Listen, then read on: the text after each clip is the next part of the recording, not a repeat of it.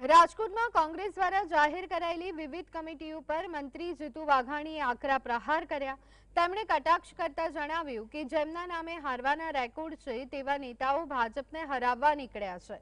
7 વખત વિધાનસભા હારેલા નેતાઓને કમિટીના ચેરમેન બનાવી કોંગ્રેસ માત્ર જ્ઞાતિવાદ અને તુષ્ટિકરણની રાજનીતિ કરી રહી છે।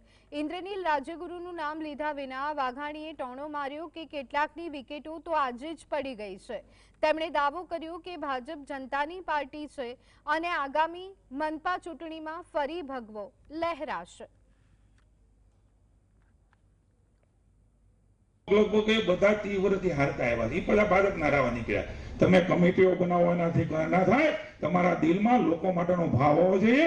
એ ભારતીય જનતા પાર્ટી ભૂપેન્દ્રભાઈ અને નરેન્દ્રભાઈના નેતૃત્વની અંદર છે।